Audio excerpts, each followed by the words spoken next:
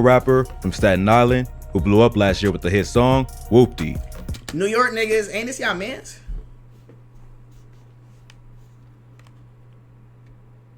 Ain't this y'all mans, New York? But since going viral, many question his street cred and accuse him of being fake and an industry plant. Let's get into the career and come up of CJ, the wannabe blood behind WHOOPTY. CJ first got the world's attention with his hit song WHOOPTY, which dropped July 30th, 2020 and peaked at number 10 on the Billboard Hot 100. The track instantly blew up thanks to the hard-hitting beat and viral music video, which showed CJ and his homies posted on the block, rocking red rags and shouting the catchphrase, "WHOOPTY, a blood greeting call." The beat to WHOOPTY featured a sample from the Indian song Sanam Re. This same sample was famously used in the beat for Exposing Me by Mimo 600 and King Von, which was also remixed by drill rappers like FBG Duck, Ruga, and 22Gs. So, the song became an instant hit because of the familiar beat, generic bars, and catchy hook. Not long after it popped off, people began taking a closer look at CJ to find out if he was really WHOOPTY or just claiming for the clout. CJ grew up in Staten Island and comes from a Puerto Rican family. He started rapping as a hobby when he was 9, but took it more seriously at 14 when he started dropping tracks on SoundCloud and YouTube. He had a few tracks on SoundCloud before blowing up with WHOOPTY, including a song with the OG Fake Blood 6ix9ine called Pop. But none of these tracks made much of an impact online or even in New York. He was 6ix9ine? New York, y'all got a very New York City. He self-released the track WHOOPTY in July 2020 using the beat he found on YouTube and became an overnight success. He later signed to Warner Records and Cruise Control Entertainment. But here's where the accusations of CJ being an industry plant first started. The CEO of Cruise Control Entertainment, James Cruz, is also CJ's uncle. CJ said multiple labels reached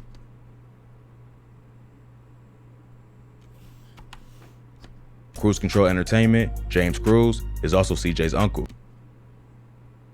CJ said multiple labels reached out to him, but Warner offered the best situation, probably because he had family members in high positions at the company.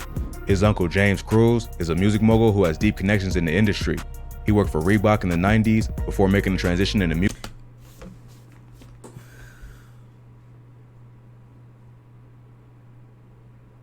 This nigga's an industry plant? Nah, this is crazy. That don't mean he a plant. Yeah, okay. Hey, CJ, put a red flag on. We gonna make you famous, boy. Working for Bad Boy. Yeah, cause listen, man. You know what? Cruz got close to Puffy and ended up running his entire organization. He worked with Combs Enterprises for almost 10 years before leaving to start his own Latin-focused music marketing firm. So, CJ seemed like the perfect project for his uncle James, who was looking for the next big Latin star to take over New York. At first, CJ had a more melodic, auto-tune heavy approach to rapping, but this ain't attract much attention. CJ just wanted the clout, and he wasn't trying to spend the next decade grinding in the music industry to make a name for himself. So, he took notes from 6ix9ine's playbook and started making aggressive drill tracks, flaunting his alleged gang ties. To his credit, it worked, and WHOOPTY was one of the biggest songs in New York in the summer of 2020. The track went viral on TikTok too, which boosted its popularity. Plus, it got a major push on radio. WHOOPTY was not a natural blow-up. Industry plan. And other outlets thanks to the ties from his uncle James. So overnight, CJ went from an unknown rapper to one of the biggest up-and-coming stars in New York. But all the attention also brought questions from fans about who this new rapper was, as well as the gang he was from. He's clearly claiming blood from the bandanas and the use of the term WHOOPTY, but the lyrics to the song are pretty basic and don't say what borough or what set he's from. This is when rumors went around that CJ ain't really who he claimed to be and was just they banging in Staten Island? New York niggas tell me. Another clout-chasing rapper using gangs to blow up in the music industry. WHOOPTY's not a phrase that CJ made up. It's a common word used in the Bronx by the Bloodhound Brim. CJ crossed the line when he did an interview with Genius where he claimed credit for the word WHOOPTY. He said that it was a term he invented and used with his homies. He even went as far as filing a trademark for the phrase so no one else could use it for commercial purposes.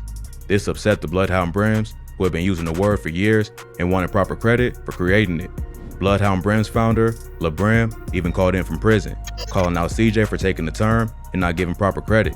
LaBrim was sentenced to 30 years in prison back in 2019 in connection to his leadership of the Bloodhound Brims. Even though he's locked up, he still tapped in with what's going on in the streets and had to set the record straight about who really started WHOOPTY. He gave CJ props for making the hot song, but accused him of stealing the word WHOOPTY from the Bloodhound Brims and denies having any affiliation with the rapper. So first and foremost, CJ made a hot song, but the content that he used is not his content. So his foundation is based off of live. He's not WHOOPTY. He don't know nothing about WHOOPTY. He just seen a fly splash and he jacked it. He called him out for claiming the set and lifestyle that he and a bunch of other brims are serving decades in prison over. He says the only reason the song was hot in the first place is because of the respect they built in New York, but he's disrespecting the brims by saying he created the word.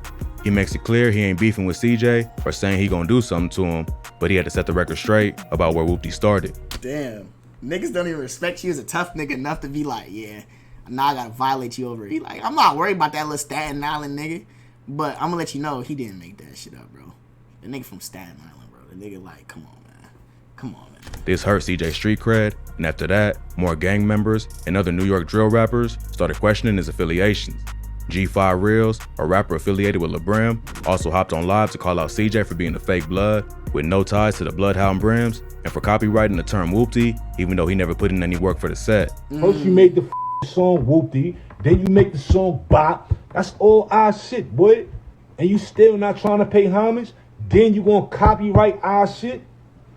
You copyright our shit? Like, yo boy, your head not good. The Bloodhound Brims was one of the most violent gangs in New York before being taken down in a major gang indictment in 2016. They operated in various locations in New York City, as well as Westchester, Elmira, and Pennsylvania. They was accused of trafficking massive amounts of crack, cocaine, and heroin throughout the state of New York and Pennsylvania. A lot of Bloodhound Brim leaders was later arrested in a RICO indictment and charged with crimes that included racketeering, murder, attempted murder, drug trafficking, and assault. The Brim started in Los Angeles, but later branched out to New York in the early 90s. Like most blood sets in NYC, the Brim started in prison at Rikers Island and then spread out to the streets later on. There's multiple Brim sets in New York that make up what they call the Blood Brim Army. During the height of their rise, the Brims was behind a lot of wild crimes that eventually led to their downfall.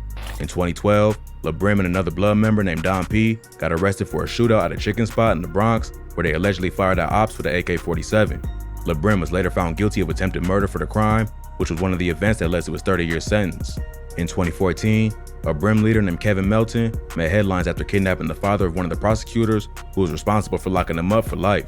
Melton got hit with life in prison for ordering a hit on someone in 2011. To get revenge, Melton What? went after one of the prosecutors who was responsible for convicting him. He set it all up using a cell phone he snuck into jail and ordered 5 members to kidnap the prosecutor, but they ended up going to the wrong address and instead kidnapped her father, Frank Jansen.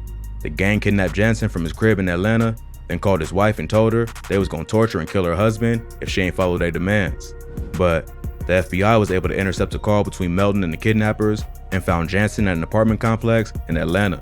So the Brims was responsible for a wave of terror, not just in New York, but all over the country. Oh yeah. This eventually led to the indictment that took down many high-ranking members of the gang, including LeBrim. But even with most of their leaders locked up, the Bloodhound Brims are still well respected in New York. Crazy. So for LeBrim to make a public statement denying CJ's credibility was a major blow to the rapper's career. Plus, it wasn't just Brim members taking shots at the rapper. Brooklyn rapper 22G's also came out and questioned CJ's street cred. In January 2021, 22G's tagged CJ on Instagram saying, @RealCJ giving me 6ix9ine vibes and boy from Staten Island, the safest borough in NYC.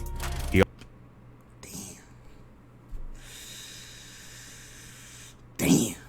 Also dropped a WHOOPTY remix called Goofy, where he took shots at CJ, calling him a groupie who was just jacking the Brooklyn drill sound to make himself more popular. In interviews, 22G's made it clear that it wasn't real beef, but he had to address the situation because CJ ain't give respect to the originators of the sound that made him famous. CJ responded to 22G's with the track Hit Up, where he don't just diss the rapper, but take shots at his entire gang. See, who be telling these niggas that this? If you not a street nigga, why are you beefing with street niggas? I don't get it. The Gangsta Disciples. On the track, he raps, "I catch a blicky, man down in my city," referring to 22G's Blicky gang. And in the video, he's seen throwing up GDK, which means Gangsta Disciple Killer, the gang that 22G's is from. So not only is CJ starting beef with another rapper, So the set you claim you don't really got, and you're beefing with niggas. he wants smoke with one of the biggest gangs in America too. Another popular Brooklyn drill rapper, Busy Banks, came out and said CJ jacked his bars and stole his whole flow. Busy posted on his Instagram story, that CJ need to give me my credit, no cap. Jacking my lingo and flow, I'm tired of not getting the recognition I deserve. I started this new wave of drill rap. Let's talk about it. If you listen to the flow and lyrics on Hit Up, it sounds similar to Busy Bank's tracks Neo and Don't Start Part 2. So instead of earning people's respect, CJ was quickly making enemies. In September 2021, 2G's did an interview with No Jumper, where Adam22 reveals that CJ was set to do an interview, but canceled at the last minute. The reason he canceled was because the person in charge of their social media posted something about the beef between him and CJ. So CJ got in his feelings and canceled the whole interview. We had an interview booked with CJ. And then somebody on the social media team, they posted up 2G's dissing CJ. They just posted about it because it's notable, it's news, you know, we're paying attention. We were all talking about it in the group chat, so they posted it. CJ interview canceled. This was another L for the Staten Island rapper. Is this he new? He was interviewed to tell his side of the story. That's crazy, though. But instead, he chose to stay quiet. CJ never really addressed the accusations that he's false claiming and stealing another rapper's style and flow. He also dropped another single that brings the same kind of buzz that WHOOPTY did. He dropped an EP in early 2021 called Loyalty Over Royalty, which was executive produced by French Montana.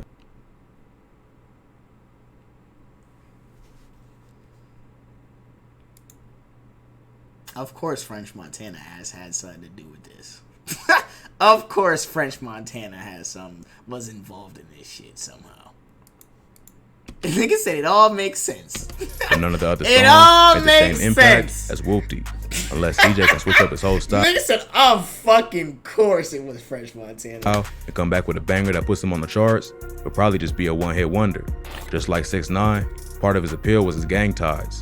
But once the truth was exposed, fans just move on to the rapper. But the difference between this nigga CJ and 6ix9ine is 6ix9ine at least really went over there and was like fucking with them niggas. You feel me? Like, he wasn't that originally, but he tried to buy his way in there. He was like, alright, I'm gonna do the rapping shit. I just need y'all to back me. This nigga CJ was like, fuck the Bloods. I'm gonna just take it. Rappers who really Nigga said 6ix9ine was really in the streets for real. they live what they rap. That's crazy. CJ